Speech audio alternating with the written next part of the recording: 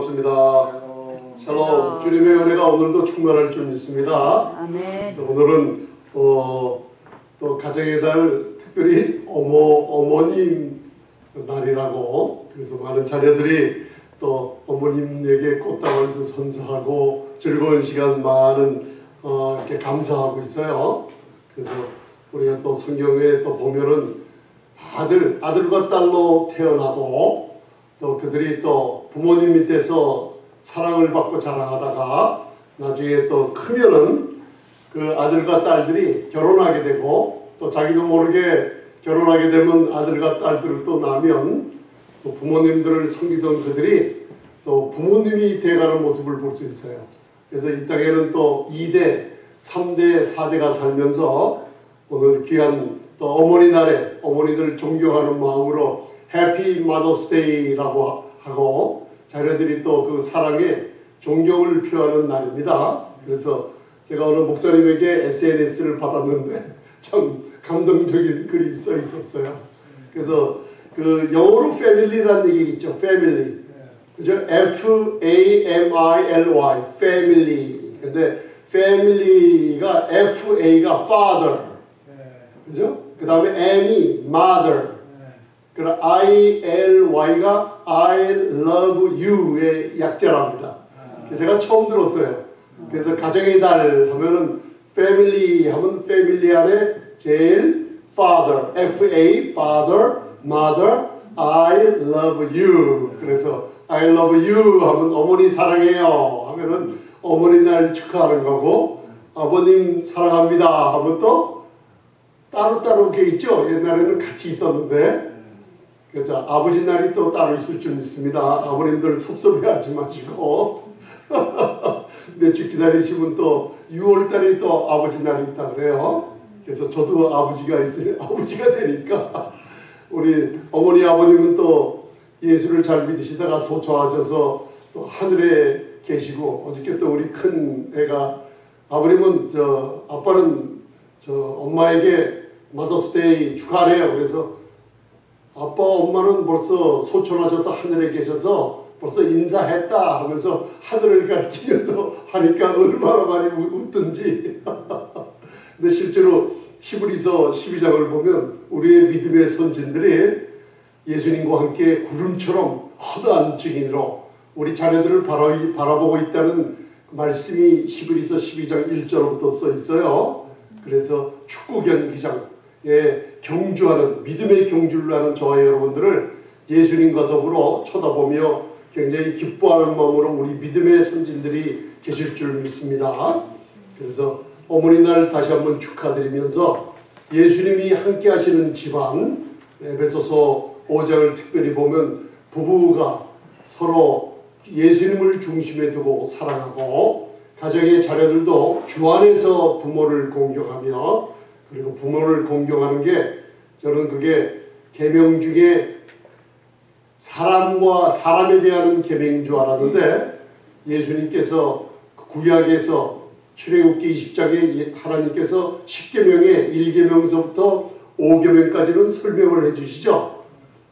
그죠? 부모에게 공경하라까지. 그런데 이웃에 대한 계명, 살인하지 말라서부터는 산상수훈에 예수님이 오셔서 그것을 맞아 설명해 주십니다. 그래서 그거를 대신 대인 계명이라고 해서, 저는 그 부모를 공경하라가 오래전에 그 부모와의 관계를 얘기하고 있는 줄 알았는데, 그게 하나님께서 약속 있는 첫 계명이라고 하시면서 에베소서 6장 2절에 기록이 돼 있어요. 그러면 구약의 법이 그대로 내려와 있냐? 안 그렇습니다. 부모를 공경하는 것은 이 시대에 그리스도의 풍성한 은혜를 받은 자녀들이 마땅히 부모를 공경할 때 하나님께서 계명을 우리가 순종하는지 못해요. 그러나 믿음을 가진 자녀들이 믿음의 순종으로 부모를 공경할 때 이 땅에서 잘되고 장수하는 축복이 있기 때문에 약속 있는 첫 계명이 이 은혜 안에 사는 우리들에게 주어졌어요. 그게 바로 부모를 공경하라. 그게 자녀들에게 주어진 큰 첫 계명이라는 것을 자녀들이 마음에 새기고 있으면 바로 믿음의 순종으로 부모를 공경하는 마음이 끊임없이 흘러나올 줄 믿습니다. 오늘은 저와 여러분들의 민수기서 5장을 그냥 찾으시기 바랍니다. 성경을 여시고 제가 그 밑에 주보 밑에다 적어놨지만은 오늘은 민수기서 외에 저번 주에 제가 말씀을 함께 나누려다가 민수기서 5장을 나누지 못하고 민수기 5장입니다. 구약 모세 오경 펜티튜크라 그러죠. 토라 그리고 그 책의 네 번째 책입니다. 마지막 신명기로 해서 모세 오경이 끝나죠. 그래서 믿음을 성장시키려면 창세기를 많이 읽으면은 믿음의 성장되는 걸 여러분들 느낄 수 있을 겁니다. 오늘 민수기서 5장을 찾으셔서 저번 주에 저희들이 좀 급한 마음이지만은 산상수훈의 5장 마태복음 5장 31절 32절 여러분들 그걸 이혼 증서라는 말 그 다음에 가늠한 여자에게 장가드는 자도 가늠함이니라 그게 사회적인 법과 도덕과 윤리적인 법을 예수님이 말씀하는 게 아니라 그랬습니다. 그 성경의 껍데기만 말고 그 안에 있는 내용을 깨달은다면 그 안에 하나님의 놀라운 은혜와 사랑을 발견하게 돼요. 그래서 가늠한 여자에게 장가드는 자도 가늠함이니라. 우리 특별히 그 이스라엘 백성들 구약 전체를 보면 특별히 예레미야 에스겔서를 보면 하나님께서 그들에게 성막을 주시고 그리고 짐승을 끊임없이 죽이며 제사를 드리게 했어요. 그게 율법 안에서 유대인들이 갖고 있었던 아주 고난이요 특권입니다. 율법과 제사를 갖고 있었어요. 하나님께 선민의식으로 택한 백성으로 하나님께 나아가는 길을 성막을 통해서 여호와의 영광이 임재되어 있는 성막을 통해서 그들이 예배를 드리곤 했어요. 그런데 그들이 그 생축 예수 그리스도를 상징하는 생축을 계속 드리면서 이방신을 섬기는 우상신을 섬기는 그 나쁜 짓을 끊임없이 해댔어요. 마지막에는 말라기 구약이 끝나면서 하나님께서 성전문을 닫아버립니다. 그리고 400년 동안 그 성전에 성령의 물, 성령은 하늘로 다시 올라가 버리고 물이 끊어졌어요. 그리고 형식적인 예배만 남아있던 게 예수님이 이 땅에 오셨을 때 헤롯 성전, 헤롯이 진 약 40년 동안 진 그 인간들이 만든 형식적인 예배만 드리고 있었는데 예수님이 참 성전이 그분이 실제로 오셔서 저 성전을 헐라 그러시죠. 요한복음의 말씀입니다. 내가 사흘 만에 다시 지으리라 하니까 이 성전 제사를 하던 바리새인 서기관들 바로 율법의 상징이던 그들이 깜짝 놀랐어요. 40년간 진 성전을 네가 어떻게 감히 그렇게 하나님을 모독하는 얘기를 하냐고 하면서 참 성전으로 오신 하늘의 성전 그분이 말씀이 육신돼서 오신 하나님인 걸 알아보지 못했습니다. 끝내는 십자가에 못 박혀 죽이고 말죠. 끝내는 그 얘기를 구약에서는 바로 오늘 그 민수기서 5장을 읽기 전에 제가 너무 길기 때문에 간단하게 추려서 좀 요점을 얘기해 주는 겁니다. 그래서 오늘 구약의 5장 민수기서 5장 11절부터 의심법에 관한 걸 우리가 들어요. 그러면 그 의심법이 뭡니까? 일방적인 것으로 거기에 나와 있어요. 남편이 그 아내에게 그 순결, 정결의 의심이 있으면 제사장에게 데려와서 그 의심이 바로 다른 남자와 잠을 잤는지 가늠했는지 안 했는지 그거를 여호와 앞에 제사장의 인도로 밝히는 장면을 의심법이라고 나와 있어요. 그런데 그게 맞습니다. 왜냐하면 천지를 창조하신 하나님께서는 바로 인간 사람의 개입을 하셔서 법을 주시면서 한 가지 한 가지를 상세하게 얼마나 정교하고 아름답게 인간의 그 삶을 사는데 아름답고 선하고 그리고 도덕적인 삶을 살라고 이런 법들을 주고 계세요. 바로 질서 가운데 살라는 거예요. 근데 우리가 영적으로 더 들어가 보면 그 의심법은 남편이 가늠한 여자에게 부인에게 의심되면 제사장으로 데리고 가서 그 가늠을 했는지 안 했는지에 대한 여부를 판단하는 법이라고 거기 써 있습니다. 그런데 그걸 깊숙이 들어가면 구약의 이스라엘과 하나님의 관계는 항상 남편이신 여호와, 그죠? 이스라엘을 아내로 비유를 했어요. 그래서 우상 숭배하는 것을 가늠했기 때문에 여호와 하나님을 떠났다가 그랬어요. 여호와 하나님은 그들에게 장가를 들고, 그죠? 그리고 그들의 남편이 되어서 아내처럼 소중하게 그들을 껴안아주고 끊임없이 사랑을 공급해 줬는데, 그 아내들은, 이스라엘 백성들은 이방신을 섬길 뿐만 아니라 자기 자녀까지도 불사르는 이런 바알신, 이런 아스다롯, 그모스 같은, 밀공 같은 이방 나라의 신들을 섬기면서 간음을 했다 그래요. 그거를 고린도전서 10장을 보면 바로 간음하다가 몇만 명이 죽은 걸 알 수 있죠. 그게 바로 우상 숭배를 얘기하고 있어요. 그러니까 오늘 민수기서 남편이 자기 아내가 간음했는지 여부를 가리는 의심법을 할 때 이게 영적으로 이렇게 들어가 보면 로마서 7장과 그리고 요한복음 8장 간음하다 붙잡혀온 여인의 모습을 거기서 그려주고 있어요. 그걸 여러분들 마음에 넣고 읽으시면은 그 민수기서 5장이 깨달음이 있을 겁니다. 그래서 먼저 민수기서 5장 1절 2절을 봉독하시겠습니다. 민수기서 모세 오경의 네 번째 책입니다. 민수기서 5장 창세기, 출애굽기, 레위기, 민수기, 신명기 중 네 번째 책. 자, 5장 1절 2절을 봉독하시겠습니다. 시작. 여호와께서 모세에게 일러 가라사대 이스라엘 자손에게 명하여 모든 문병 환자와 유출병이 있는 자와 죽음으로 부족해 된 자를 다 집 밖으로 내어 보내되. 아멘. 여호와께서 모세에게 일러 가라사대. 이 모세 오경을 보면 아주 중요한 말씀이 여호와께서 모세에게 일러 가라사대. 이게 굉장히 중요한 겁니다. 이걸 히브리어로 보면은 이게 웨이, 다베르, 다바르라는 말씀을 주시는 거예요. 그죠? 야훼, 여호와를 얘기하죠. 야훼, 투, 모세, 그리고 엘 모셰라고 해요.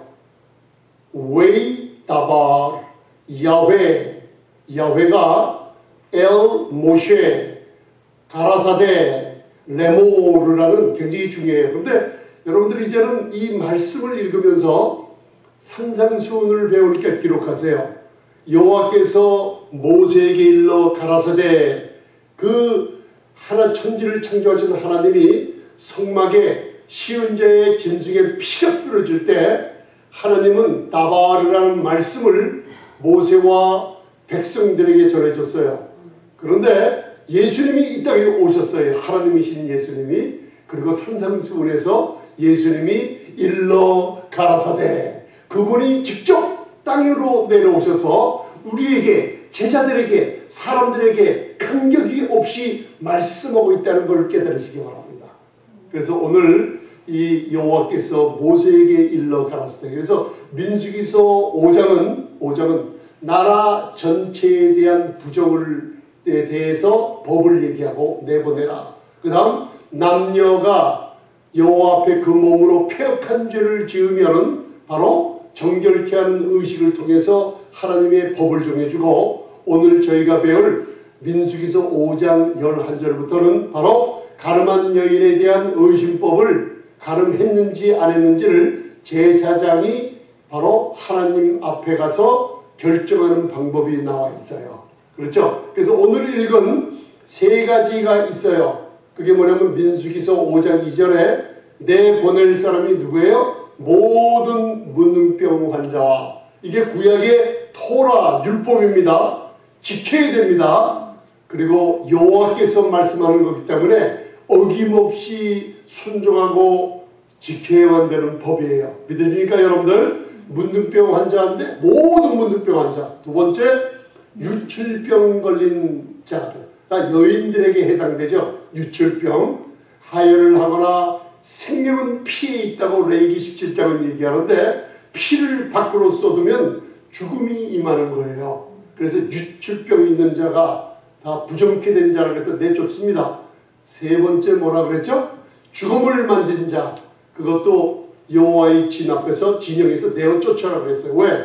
제물을 드리는데 거룩한 하나님은 부정케 된 자들과 함께 있지 못해요. 그래서 모세는 여호와 하나님의 말씀을 순종해서 다 진 밖으로 내어 쫓았어요. 이게 구약의 율법 아래죠. 근데 신약의 은혜 아래 오면 여러분들 사복음서에 마태, 마가, 누가복음이 있죠.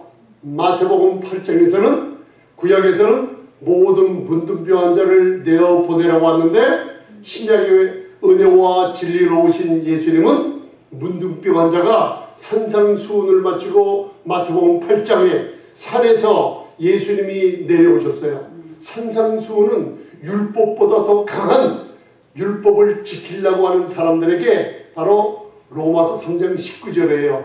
율법은 율법 아래 있는 자들에게 말하는 것인데, 그죠? 온 세상으로 온 입을 막고 심판 아래 있게 하려 하는 게 율법이에요. 지키려고 하면 심판받을 수밖에 없어요. 그죠? 그런 세대 안에 예수님께서 이 땅에 오셔서 바로 율법을 지키려 하는 자들에게 마음으로 여자를 보고 음욕을 피워도 신명기 20장서부터 24장에 가늠하면은 남자 여자가 돌에 맞아 둘 다 죽습니다. 그러죠? 둘 다 죽어요. 죽는데 예수님께서는 이 땅에 오셔서 그 겉으로 외식하며 율법을 지키려 하는 자들에게 마음의 법을 주시면서 율법을 강화시켰어요. 그러니까 한 사람도 지키지 못한다는 걸 얘기해 주고 있어요. 그래서 로마서 3장 20절은 율법으로 말미암아 하나님의 의롭다함을 얻을 육체는 이 세상에 한 명도 없어요. 그래서 단지 하나님의 의를 얻으려면 바로 구세주로 오신 예수님을 믿음으로 의롭다 된다고 그걸 말씀하셔 주는 거예요. 그래서 그 산상에서 계시면 우리 인간들은 죄인인 인간들, 문둥병자요, 유출병자요, 죽음으로 더럽게 된 인간들은 희망이 없었는데 이분이 산에서 내려오시자마자 주님의 은혜는 어떻게 해요? 문둥병자가 주여 원하시면 저를 깨끗게 할 수 있나이다 하니까, 그러니까 하나님이신 예수님께서 그냥 말로만 하지 않으시고 손을 대시며 바로 내가 원하노니 깨끗함을 받으라. 할렐루야. 민수기서 5장 2절에 모든 문둥병 환자는 사람들과 끊어지고 가족들과 끊어지고 하나님과 교제에서 끊어지고 하나님의 모든 축복에서 제외됐던데 은혜 안에서는 주님이 직접 오셔서 그에게 손을 대시며, 바로 은혜는 무슨 얘기예요? 은혜는 문둥병자 전염되는 병에 손을 대면 무슨 일이 벌어져요? 문둥병은 없어지고 그에게 하나님의 은혜가 전염이 되는 거예요. 강한 건강을 되찾고 가정과 함께 이루어지고 하나님과 교제를 찾게 되는 놀라운 역사가 바로 은혜와 진리로 오신 예수님을 통해서 이루어졌죠. 아멘. 그게 이제 바로 예수님께서 율법과 선지자를 온전케 하신다는 역사가 사복음서에서 눈으로 보게 일어나는 걸 볼 수가 있어요. 마태복음 다음에 무슨 복음이 있어요? 마가복음이 나오죠. 마가복음 5장에 유출병 걸린 12년 동안 돈도 쓰고 율법 아래서 고난당하며 돈 잊어버리죠. 몸은 병은도 악화됐죠. 그죠? 나중에는 다 알거지가 된 여인이 바로 예수님의 옷과 그분의 의를 힘입고 유출병이 끊어져 버린 놀라운 축복이 나오죠. 누가복음 7장에는 세 번째 죽음을 만진 나인성 과부. 과부는 혼자밖에 없잖아요. 집안에 아들이 죽자 그 아들의 죽음을 준비했죠. 그런데 예수 이름을 만나서 바로 멈추게 하며 죽음을 멈추게 하며 아들을 살려주는 놀라운 축복이 바로 율법 안에서는 인간이 법에 묶여 있지만은 그죠? 은혜와 진리로 오신 은혜 아래서는 죄가 주관치 못하는 하나님의 놀라운 생명이 바로 이 땅에 오셔서 우리 온 사람에게 복음으로 이 소식을 온 교회에서 오늘 지금 이 시간에도 전해지고 있는 기쁜 소식이 될 줄 믿습니다. 왜? 문둥병자는 무슨 죄라고 그랬어요? 유출병자, 바로 수동적이고 능동적인 죄. 죽음은 뭐예요? 관계로 인한 죄가 온 사람들에게 매일매일 퍼져가고 있는데 예수님은 십자가에서 그 모든 죄들을 다 구속하시고 우리 대신 구속하시고 다 이루셔서 바로 3일 만에 부활하실 때 우리의 죄가 없다는 것을 선포하신 놀라운 축복의 주님인 줄 믿습니다. 그래서 오늘 그 민수기서 쭉 내려가서 11절을 보시기 바랍니다. 민수기 5장 11절 마음에 담아두세요. 여호와께서 모세에게 일러 가라사대 11절 보세요. 시작. 여호와께서 모세에게 일러 가라사대 아멘.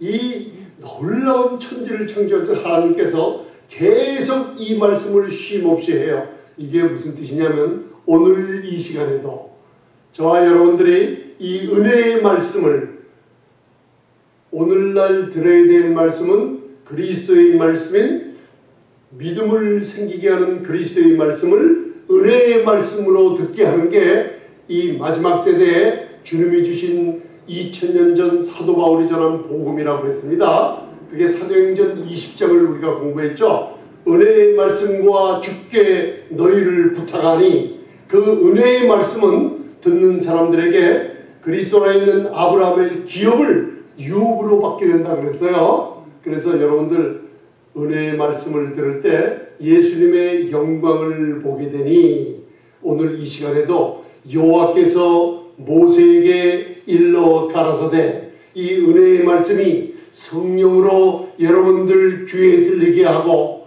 마음에 심기게 될 때 놀라운 생명을 얻는 축복의 역사가 일어나게 됩니다. 할렐루야.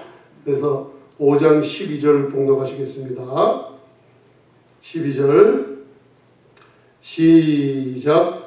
이스라엘 자손에게 고하여 그들에게 이르라. 만일 어떤 사람의 아내가 실행하여 남편에게 범죄하여 13절 타인과 정교를 하였으나 그 남편의 눈에 숨겨 드러나지 아니하였고 그 여자의 더러워진 일에 증인도 없고 그가 잡히지도 아니하였어도 14절 그 더러워짐을 인하여 남편이 의심이 생겨서 그 아내를 의심하든지 또는 아내가 더럽히지 아니하였어도 그 남편이 의심이 생겨서 그 아내를 의심하거든. 자, 남편에게 의심이 생겼죠. 그리고 가늠했는지 안 했는지 의심이 생기면 제사장에게 그 아내를 데리고 찾아갑니다. 왜?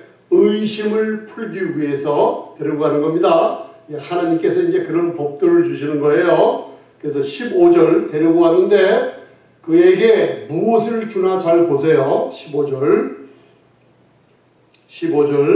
시작. 그 아내를 데리고 제사장에게로 가서 그를 위하여 보리가루 에바 10분의 1을 예물로 드리되 그것에 기름도 붓지 말고 유향도 두지 말라. 이런 의심의 소재요 생각하게 하는 소재니 곧 죄악을 생각하게 하는 것이니라. 아멘. 자, 여기서 제사장에게 남편이 아내를 의심해서 아내를 데리고 제사장에게 가는데 예물을 가지고 가는데 보릿가루를 에바 10분의 1을 가지고 갑니다. 그런데 가지고 가면 기름과 유향을 붓지 말라 그랬어요. 기름과 유향을 붓지 말라 그랬어요. 그래서 이 보릿가루란 보리라고 하면은 굉장히 천한 사람들이 먹는 음식이요. 사람들이 또 먹다가 남은 거 있으면 보리 하면 가축의 먹이에요. 그런데 여기 보리 가루라고 하면은 정말 먹을 것이 없어서 사람들이 죽어갈 때 마지막 생명을 얻는 수단으로 그 보리가루를 붙잡습니다. 짐승들이 먹는 거. 그죠? 그게 누구냐? 바로 레위기 23장을 보면은 하나님께서 이스라엘 백성들에게 가나안 땅에 들어가면, 가나안 땅이라는 건 뭐예요? 여러분들 가나안 땅에 들어가기 전에는 광야에서 농사를 지었습니까? 못 지었습니까? 광야를 못 지었어요. 광야에서는 농사를 짓지 못했어요. 그 뭘 먹고 살았어요? 하늘에서 떨어지는 만나를 먹고 살았죠. 하나님이 공급해주는 물과 고기와 만나를 먹고 살았죠. 그렇죠? 근데 가나안 땅은 하나님께서 그 땅을 축복하셔서 곡식을 심어서 열매를 맺게 해서 그 곡식을 먹는 땅이 바로 가나안 땅이에요. 근데 그 물은 누가 대주냐? 하나님께서 자연으로 축복으로 대주시는 하나님이 계셨어요. 그런데 가나안 땅에 들어가서 이스라엘 백성들이 아무것도 먹기 전에 첫 이삭으로 보리가 나와요. 그러면 첫 이삭을 베서 그 보리땅을 가지고 제사장들이 보리땅을 하나님께 드리기 전에는 아무것도 못 먹습니다.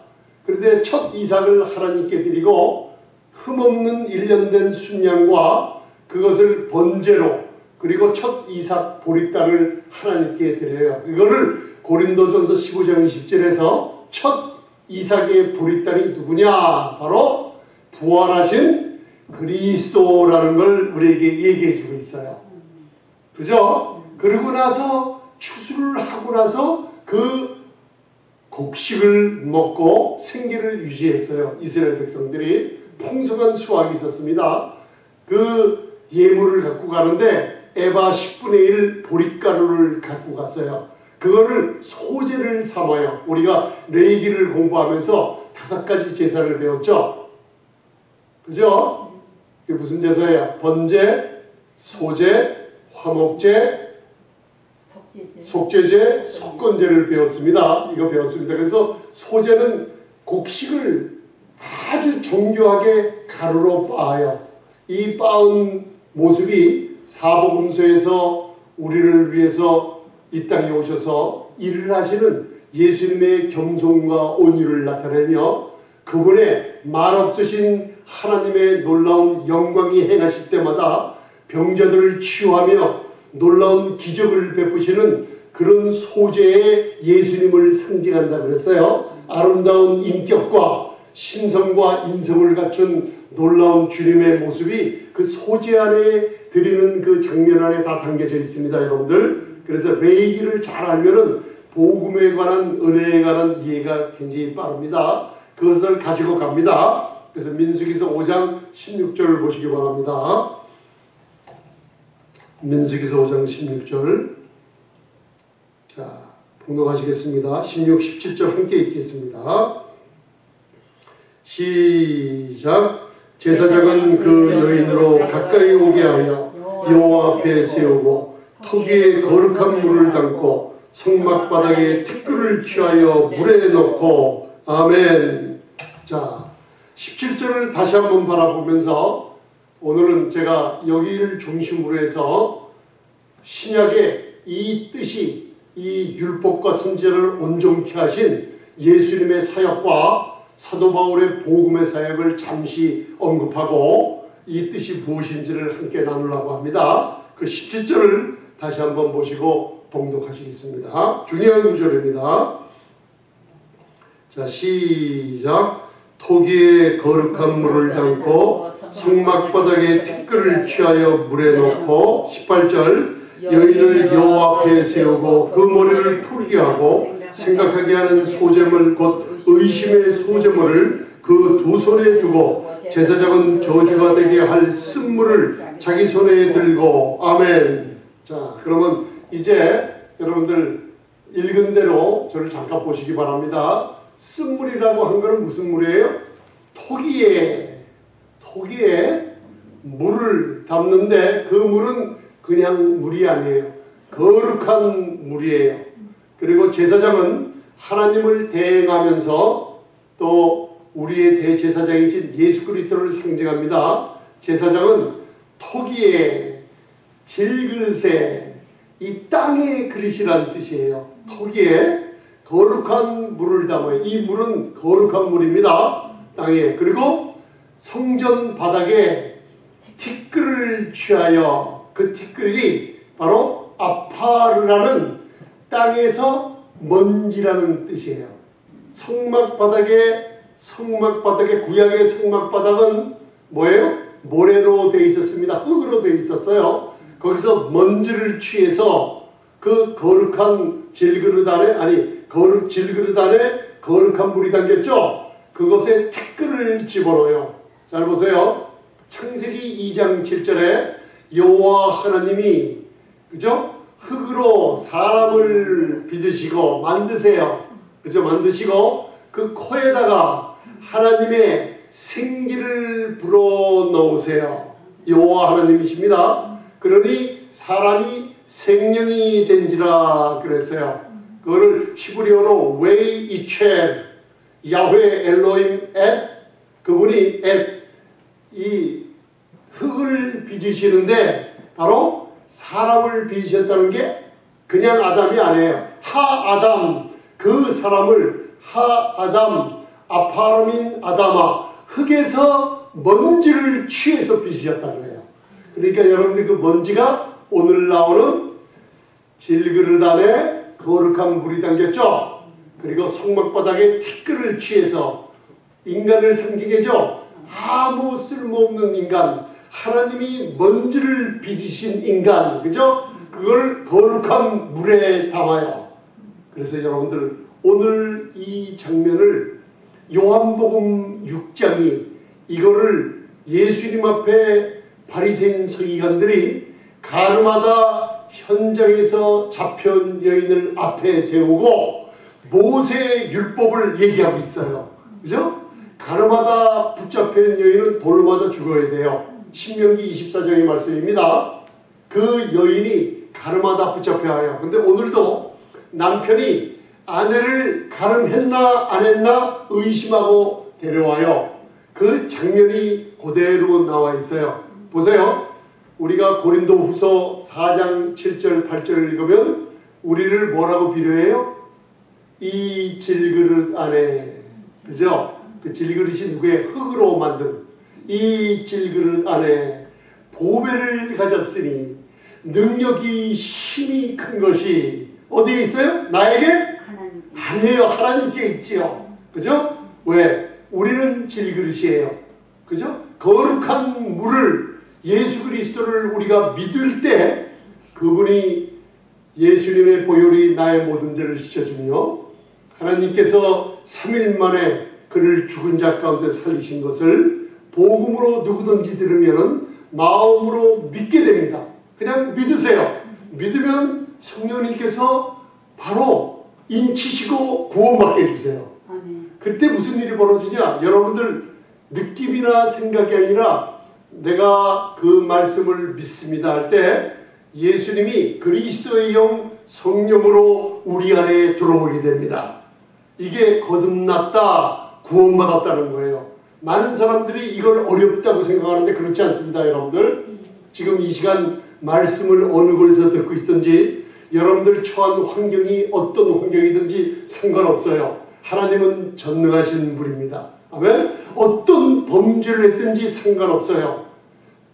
심지어는 사람을 몇백 명 죽였든지 상관없어요. 하나님은 그거 받지 않아요. 죄인들이 이 복음을 듣고 예수님의 보혈이 내 죄를 사해 준 걸 믿으며 그를 죽은 자 가운데서 3일 만에 부활하신 걸 마음에 믿으면 누구든지 구원받는다는 이 놀라운 축복은 지금 온 세상에 성령님께서 퍼뜨리게 하는 놀라운 은혜의 복음인 줄 믿습니다. 아멘. 그래서 여러분들 고린도후서 4장 7, 8절에 이 질그릇에 보배를 담았죠. 제사장이 그 그릇에, 그죠? 토기 그릇이죠. 우리 거룩한 물 예수님이 오셨죠.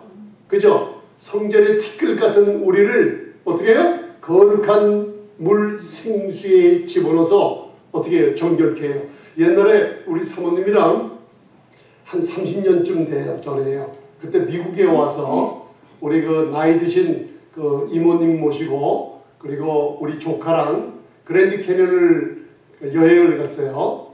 그래서 이제 그랜드 캐년에 저 밑에 그 강, 콜로라도 강이 하루 종일 왔다 갔다 할 수 있어요. 열심히 걸으면 거기를 내려갔어요. 콜로라도 강 그쪽 근처까지. 굉장히 멉니다. 그래서 내려갔는데 일단 산 밑에까지 깎아지른 듯한 거기를 그 여름에 내려갔는데 그 내려가고 나서 가까운 줄 알았는데 인디안 빌리지까지 콜로라도 리버 저 밑에까지 내려가는데 약 3시간이 더 걸린다고 그래요. 그런데 그 가는 길이 위에서 볼 때는 굉장히 작은 것 같았는데 그냥 사막이라 황토길이에요.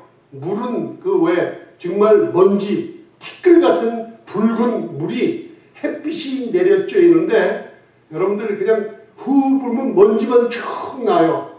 그거를 티끌이라 그래요. 우리가 저희들이 갈 때 물이 떨어졌어요. 그런데 여러분들 생각해 보세요. 그 황폐한 바싹 말고 티끌이 후풀후풀거리는 그쪽에 하나님께서 만약에 거기서 물을 비가 내린다고 상상해 보세요. 비가 내릴 때 그 빗물이 땅이 금방 흡수를 못해요. 하도 말라져 있어요. 빗물이 땅에 툭 떨어지면요 먼지가 납니다. 그리고 흙냄새가 나요. 빗물이 툭툭툭툭 떨어질 때 이 땅에서 먼지가 나요. 우리 몸이 우리 티끌로 만들었다 그러잖아요. 그 먼지가 나면서 물이 점점 비가 올 때 그 흙냄새가 나면서 점점 그 진흙과 티끌이 물속으로 혼합되어 가면서 나중에는 그 티끌이 없어지며 물로 덮이는 것을 바라볼 수가 있어요. 제가 그때 물이 떨어져서 그 사막을 가는데 너무나 목말라서 다른 사람의 물을 좀 빌려서 마신 적이 좀 있어요. 그 생각이 나요. 이렇듯 우리 인간들은 이 땅에 살면서 정말 우리 마음의 이 질그릇 안에 예수님을 담지 않으면 담는다는 듯이 이 그릇에 집어넣지 않으면 가치가 없는 존재로 살게 됩니다. 그래서 제사장이 질그릇 아주 보잘것없는 질그릇 안에 예수님을 상징하고 하나님의 말씀을 상징하는 거룩한 물을 거기다 넣고 성경 바르게 우리의 보잘것없는 인간의 티끌 같은 우리를 그 물에다 집어넣어서 합류를 시켜버렸어요. 그래서 요한복음 8장 가르마다 붙잡혀온 여인의 얘기가 있기 전에 요한복음 7장에서는 바로 초막절 마지막 날 명절 큰 날에 예수님이 서서 큰 소리로 외쳐 가라사대요. 그죠? 말씀하시죠. 오늘 여호와께서 모세에게 말씀하는 것처럼 온 백성에게 말씀하세요. 뭐라고 말씀하세요? 목마른 자들은 다 내게로 오라 그래요. 그죠? 그리고 앞으로 십자가의 죽음 3일 만에 부활 후에 믿는 자들에게 임할 성령을 얘기하시죠. 생수로 오신 그분이 나를 믿는 자는 그 배에서 생수가 강물처럼 흘러넘친다고 했어요.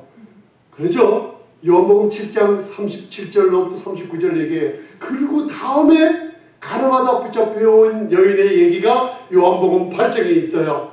그 율법을 대표해서 실제로는 율법을 대표하는 이스라엘 백성들이 남편을 버리고 떠난 가늠한 사람들이에요. 그런데 율법의 주인이신 그 하나님이 친히 이 땅에 내려오자 그들이 예수님을 시험하고 죽이려는 마음을 품고 그 여자를 데리고 왔어요. 여러분 생각해 보세요. 돌로 쳐서 죽였으면 벌써 예수님 앞에 데려오기 전에 죽였어요. 그리고 예수님 앞에 데려왔으면 간음은 남자 여자가 있어야 돼요. 근데 여자만 데리고 왔어요. 그게 뭐예요? 예수님을 나쁜 마음을 품고 메시아로 오신 그분을 시험하고 고소할 조건을 찾기 위해서 왔어요. 모세의 율법에는 돌로 치라 했습니다 했어요. 가늠한 여인이 잡혀왔어요. 바로 티끌 같은 여인이에요. 그리고 질그릇같이 깨지면 깨지고, 그리고 돌에 맞아 죽어야 될 죄인이 끌려온 거예요. 죄가 드러났어요. 예수님이 이 땅에 오셨어요. 진정한 율법의 놀라운 주인이신 그분 앞에 진짜 하나님 여호와께 가늠한 그 지도자 바리새인 서기관들은 바로 외식함으로 그들의 죄를 숨기고 있고, 자기들은 죄졌다는 가늠한 여인을 잡아다가 전능하신 율법의 주인이신 그분 앞에 잡아다 놓고 모세의 율법을 우러나며 돌로 치니까, 아니면 그냥 놔주리까 하면서 예수님을 시험하고 있었어요. 그때 예수님께서 어떻게 해요? 몸을 굽혀서 땅에다가 뭘 쓰시죠? 그때 예루살렘의 성전 바닥은 흙이 아니었어요. 다 코블스톤, 돌바닥이었어요, 여러분들. 돌바닥이었습니다. 그 돌에다가 쓰신 거예요. 뭘 썼을까요? 율법의 영광을 드러냈어요. 바로 성경에 보면 하나님이 친수가 나타나는 게 세 가지 장면이 있죠. 바로 다니엘서 보면 메네메네 대계를 우바르신이라고, 바로 다니엘서 그 왕이 교만해서 하나님의 성전의 은근 기명을, 거룩한 기명을 어떻게 해요? 술잔으로 쓰며 타락을 한 걸 보고 이제 네 마음을 저울질하여 달았다, 심판이 임한다는 얘기가 벨사살에게 임한 거 알 수 있죠. 그 다음 출애굽기 32장서부터 34장에 율법의 주인이신 하나님께서 율법을 손으로, 그 친수로, 율법의 돌판에 친수로 쓰신 장면이에요. 바로 세 번째 요한복음 8장에 예수님이 몸을 굽혀서 예루살렘 흙땅이 아니라 돌바닥에다 쓰시는 게 뭐예요? 친수로 율법의 주인이신 것을 얘기하고 율법의 영광을 드러내면서 일어서셨어요. 그래서 뭐라고 하세요? 죄 없는 자들은 돌로 치라고 했어요. 진짜로 가늠한 자, 여호와를 버리고 떠나 남편을 버리고 가늠한 자는 너희들이라는 걸 얘기해 주고 있어요. 죄 없는 자가 돌로 치라고 했어요. 무슨 뜻이에요? 그 중간에 죄 없는 자는 할렐루야, 죄 없는 자는 율법을 쓰시고 거룩한 전능하신 하나님이신 예수님, 그분이 죄 없고 죄도 행치 않으시며 그분 혼자뿐이 없었어요. 양심에 그러자 또 몸을 굽혀 뭘 쓰셨어요. 그러자 그 말을 듣는 바리새인 서기관들이 돌을 들고 있다가, 그죠? 돌을 들고 있다가 땅바닥에 친수로 하나님의 율법의 영광을 드러내는 걸 봤어요. 바로 율법의 주인이신 분을 본 거예요. 그리고 죄 없는 자가 치라고 하니 양심의 가책을 받았다고 그랬어요. 로마서 3장 20절에 율법은 죄를 깨닫게 한다 그랬죠. 예수님이 친수로 땅의 율법의 영광을 드러낼 때 그들의 양심의 가책을 받았어요. 이 세상에 죄 없는 자는 없었어요. 모든 인간들이 죄를 범하였으며 하나님의 영광에 이르지 못하는 모든 자의 죄 안에 가다버린 거예요. 그러자마자 어른으로부터 시작해서 다 도망갔다 그랬어요. 그리고 다시 땅에다 쓸 때는 뭘 쓰시는 거예요? 다시 땅에다 쓸 때는 두 번째 돌판을, 율법을 주시죠. 십계명을. 출애굽기 34장. 그 출애굽기 34장에 첫 번째 십계명은 바로 인간들이 지키지 못했으니 하나님께서는 그 두 번째 친수로 쓰신 십계명을 바로 지성소 안에, 법궤 안에 넣고 쉬운 자로 법궤 뚜껑을 덮어버리는 거예요. 무슨 얘기인지 아셨습니까? 그게 무슨 뜻이에요? 바로 예수 그리스도의 십자가를 얘기하는 거죠. 가늠하다 붙잡혀 있는 여인 혼자 남아있어요. 이 여인이 누구예요? 바로 우리 모든 인간을 대표하는 가늠하다 붙잡혀 있는 여인이에요. 모든 범죄한 이스라엘의 대표예요. 그 여인이 흙처럼 티끌처럼 있었는데 생수로우신 그 예수님께서 그 여인을 맞아줬어요.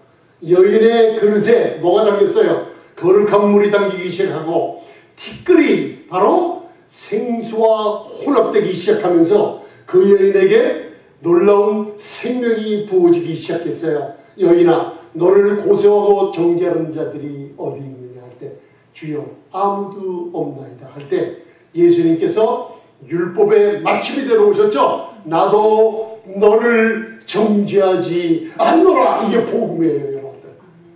율법의 고소는 바로 마귀가 형제를 참수하는 자로, 율법은 신령하고 거룩하고 의로운데 우리들은 믿음으로 율법을 굳게 세웁니다. 아멘. 율법을 존경할 줄 알아야 돼요. 율법에 하나님께서 우리에게 율법을 준 목적을 알아요.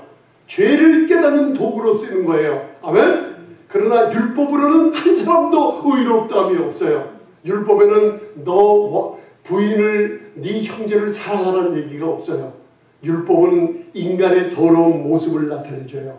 그 더러운 모습을 나타냈을 때 구세주를 바라보면 나 같은 죽어야 될 죄인, 티끌로 만든 가늠한 여인, 하나님을 무시하고 멀리 떠나 있던 탕자 같은 내가 구세주에게 오니 율법의 정죄는 없어지고 예수님의 생명의 놀라운 생수가 내 안에 당기기 시작하며 티끌 같은 나는 그 물에 혼합이 되어버리니 예수님의 생명이 나에게 넘쳐오르게 될 줄 믿습니다. 그래서 마태복음 5장 32절에 가늠한 여자에게 장가들은 자도 뭐예요? 가늠한 자라 그랬죠? 그게 그 속의 내용을 바라보면 온 이스라엘뿐만 아니라 하나님을 떠나 가늠하고 우상을 섬기던 사람들에게 예수님이 십자가에서 가늠한 자로, 그죠? 가늠한 자의 죄를 다 어떻게 해요? 대신 지시고 엘리 엘리 라마 사박다니, 하나님 하나님 어찌하여 나를 버리시나이까 하면서 하나님과 끊어지며 하나님과 멀어져 있던 우리를 어떻게 아버지라 부르며 나오게 만들어버렸어요. 이걸 히브리서 기자는 10장 19절, 히브리서 10장 19절 20절에 예수님이 다 이루셨다 할 때 그 휘장이신 육체가 찢어졌다 그랬죠. 휘장이 찢어졌다 그랬죠.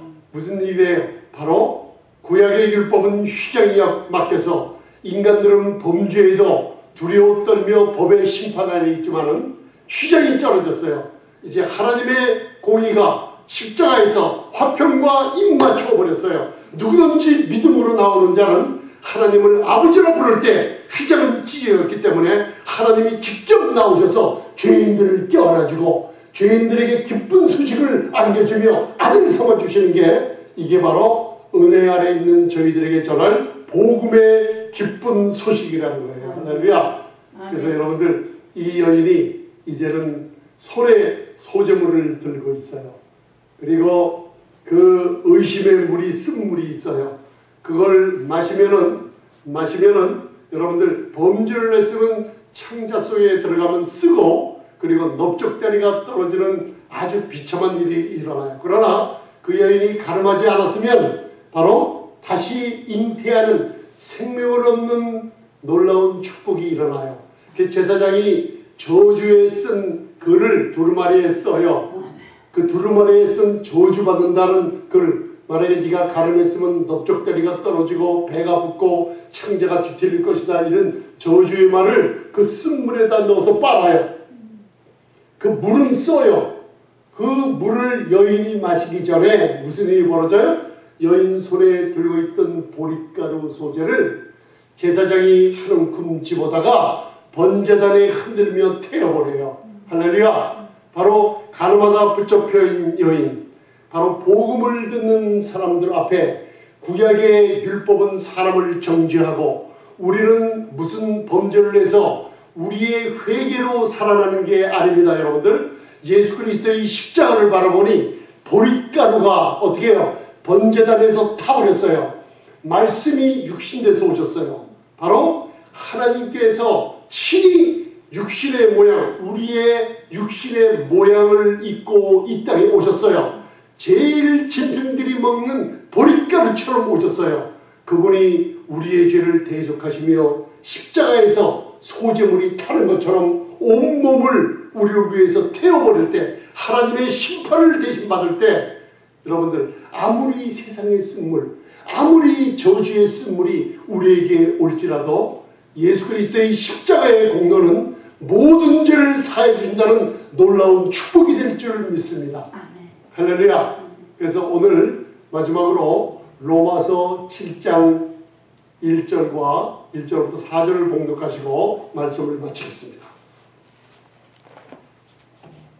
로마서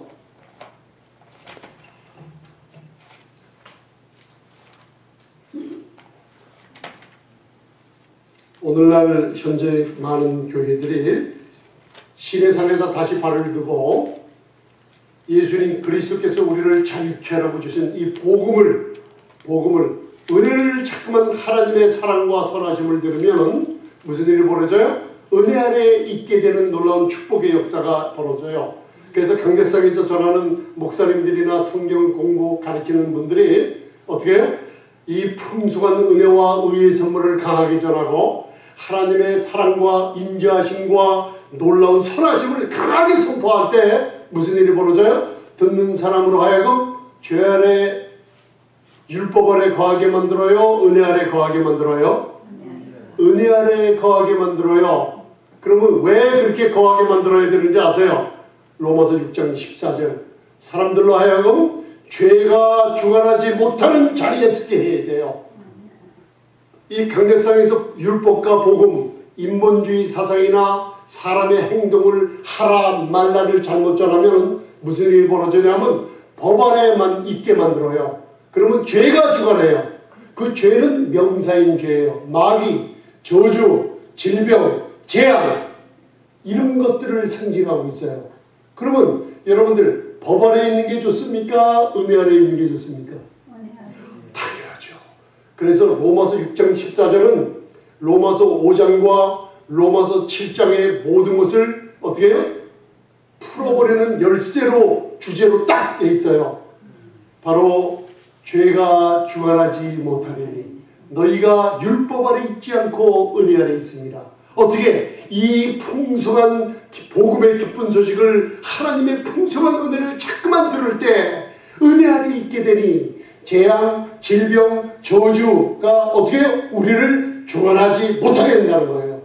그래서 여러분들 치료는 하나님의 놀라운 뜻입니다. 만약에 이 앞에서 설교하는 목사가 하나님의 사랑으로 치유받는 것을 부인하면 그 밑에 말씀 듣는 사람은 병을 치유하지 못하게 되어 있습니다. 아멘. 자, 야고보서 5장 14절 기억하세요. 병든 자가 있느냐? 어디에 있다 그랬어요? 교회 안에 있다 그랬어요. 그러면 교회 장로들을 청하라 그랬어요. 기름을 받으며 주의 이름으로 기도하라 그랬어요. 그럼 뭐라 그랬어요? 믿음의 기도는 역사하는 힘이 있다 그랬어요. 그러면 병을 치유하는 게 하나님의 뜻이에요, 안 해요? 하나님의 뜻이죠. 아멘. 폭풍을 잠잠케 하는 게 하나님의 뜻이에요, 안 해요? 그래서 예수님께서 요한복음 14장에 나를 본 자는 아버지를 보았거늘 내 안에 아버지가 계시고 나는 아버지 안에 있다 그랬죠. 예수님이 폭풍을 잠잠케 하셨을 때 하나님이 폭풍을 일으켰어요? 마귀가 일으켰어요? 당연히 마귀가 일으켰죠. 마귀가 일으켰으니까 꾸짖었죠. 캄 하면서 꾸짖었죠. 그러니 마귀가 일으킨 폭풍이라 잠잠해져 버렸죠. 교회를 얘기하고 있어요. 예수님의 이름의 선포는 교회에 샬롬 피스가 오니 이 평강의 복음을 들을 때 치유하는 역사가 일어난다는 게 신유와 이 하나님의 은사가 있는 게 교회입니다, 여러분들. 할렐루야, 아멘. 사복음서에 어디 예수님이 사람들이 찾아오면 병을 줘서 보냈어요? 그런 적 한 번도 없어요. 바로 아버지의 하는 일을 예수님이 하셨던 거예요. 야, 그러면 많은 사람들이 지진, 홍수, 재앙을 하나님이 줬다 그러는데 그건 잘못된 얘기입니다. 절대 잘못됐습니다. 만약에 나를 본 자는 아버지를 보았거늘 사복음서를 읽어보면 예수님께서 재앙을 주고 교회에 폭풍을 갖다 주는 분이 절대로 아닌 것은 하나님이 주신 게 아니기 때문입니다. 여러분들 바른 믿음은 바른 삶의 평강을 얻게 됩니다. 바로 하시기 바랍니다. 자, 로마서 7장을 봉독하시고 오늘 말씀을 마치겠습니다. 로마서 7장 1절부터 4절 봉독하시겠습니다. 제가 자세한 거는 다음에 더 요 7장을 제가 강의해 드리겠습니다. 시작. 형제들아, 내가 법하는 자들에게 말하노니 너희는 율법이 사람의 살 동안만 그를 주관하는 줄 알지 못하느냐? 남편 있는 여인이 그 남편 생전에는 법으로 그 남편에게 매임받으나 만일 그 남편이 죽으면 남편의 법에서 벗어났느니라. 그러므로 만일 그 남편 생전에 다른 남자에게 가면 음부라 이르되 남편이 죽으면 그 법에서 자유케 되나니 다른 남자에게 갈지라도 음부가 되지 아니하느니라. 그러므로 내 형제들아, 너희도 그리스도의 몸으로 말미암아 율법에 대하여 죽임을 당하였으니 이는 다르니 곧 죽은 자 가운데서 살아나신 이에게 가서 우리로 하나님을 위하여 열매를 맺히게 하려 함이니라. 아멘. 율법이 전남편이라고 비유하고 있어요, 이스라엘 백성들에게. 그죠? 그러면 우리가 율법의 속박에서 벗어나려면 율법 전남편이 죽든지 아니면 그 전남편 살고 있는 아내가 죽든지 해야 돼요. 근데 전남편은 율법을 상징해서 하나님의 거룩은 굽힐 수가 없는 거예요. 하나님의 신령은 인간과 타협을 할 수 없어요. 그러나 죄를 지적하면서 우리 인간의 약점을 드러내는 게 율법이에요. 그게 남편입니다. 그런데 그 여인, 아내 되는 여인이 죽으면 모든 게 끝나버려요. 아무것도 안 돼요.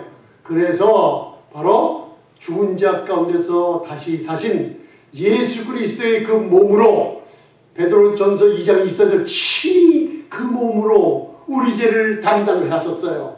아멘. 그리고 그 죽음을 우리 전남편에게 묶여 살던 율법 아래 있던 아내들을 어떻게 해요? 죽음을 공급해 줬어요. 그러니까 율법편에서 보니까 죽음을, 예수 그리스도의 죽음을 공급받은 그 아내는 어떻게 해요? 다른 남편에게 갈지라도 죽어버렸기 때문에, 왜? 예수님 안에 죽어버렸어요. 그래서 율법이 주관하지 못해요. 율법과 영어로 컷업이라고 그래요. 율법이 주관하지 못하는 율법과 끊어져 버렸어요. 왜? 예수님의 죽음을 공급받았어요. 그러면 우리가 못하냐? 믿음으로 죽은 자 가운데서 사흘 만에 부활하신 그분에게 가서라는 뜻이 원어에 결혼해서라는 뜻이에요. 전남편인 율법에게 어떻게 해요? 이제는 내가 예수님으로부터 죽음을 공급받고, 할렐루야! 아멘! 그 다음에 예수 그리스도와 결혼해서 어떻게 해요? 새 신랑을 만났으니 우리가 누가 돼요? 교회요 아름다운 신부가 되는 거예요. 그런데 이 말씀은 갈라디아서 4장을 보면 무슨 얘기예요? 히브리서 12장을 봐도 이 새 신랑을 만난 아내들이 율법을 찾아가서 어떻게 해요? 근심하며 두려워하며 내가 뭔가 일을 해서 하나님 앞에 올바로 서보려고 하는 신의 산에다 발을 딛는 순간 이 성경은 너 가늠했구나, 남편을 버리고 아내가 다른 남편에게 갔구나, 영적 가늠을 얘기하고 있어요. 오늘날 많은 교회들이 영적인 가늠을 하고 있다고 말하기 때문에 바로 갈라디아 4장 31절에 그 계집종과 율법을 상징하는 이스마엘 아들을 우리 마음에서 교회에서 내어 쫓으라. 할렐루야. 왜? 그리스도께서 우리를 자유케 하려고 우리에게 풍성한 은혜로 우리에게 구원을 얻게 해줬으니 다시는 종의 멍에를 매러 율법으로 가서 영적인 가늠을 하지 말라는 뜻이 갈라디아서 5장 1절입니다. 할렐루야. 기도하시겠습니다. 이 시간에도 여러분들 많은 사람들이 이스라엘 백성들이 여호와 남편이신 그분을 버리고 가늠했다 그래요. 그래서 하나님께서는 예레미야서에 이혼증서를 줬다 그래요. 우리는 다 하나님께 이혼증서를 받은 하나님과 떨어져 버린 자들이에요. 근데 복음을 듣고 아 주님 이혼증서를 우리는 가지고 있으면 하나님과 어떻게 해요? 떨어진 남편과 떨어진 자였는데 예수님이 이 땅에 오셔서 십자가에 다 이루신 공로를 말미암아 이혼증서를 하나님이 도말시켜버리고 이제는 내 가늠을 예수님이 몸에 친히 내 죄를 담당하시고 하나님께 십자가에서 버림받았을 때 나는 믿음으로 그것을 이제는 하나님을 어떻게 해요? 아버지라 부르며 바로 아름다운 아내로서 신부로서 교회가 될 수 있구나, 이런 축복을 받게 됩니다. 누구든지 예수님을 영접하지 않으신 분들, 이 자리에서 예수님의 보혈이 내 죄를 씻으셨어요. 죽은 자 가운데서 3일 만에 부활하셨을 때 내 죄를 하나도 남김없이 다 치우시고 부활하신 걸 내가 마음에 믿습니다. 누구든지 구원을 얻게 됩니다. 전능하신 주님, 이 시간에 예수님을 구세주로 부르며 영접하신 분들 후에 성령의 기름을 부으시고 거듭나게 주시옵소서. 온 교회 일주일 동안 신명기 아버지 하나님 28장에 나오는 모든 축복들이 임하게 하시고 만민보다 우수한 축복이 임하게 하시고 아버지의 평강의 복이 영원토록 임하게 주시옵소서. 재앙과 저주가 다 물러가는 축복 속에 살게 주시옵소서. 예수님 이름으로 기도드리옵나이다. 아멘.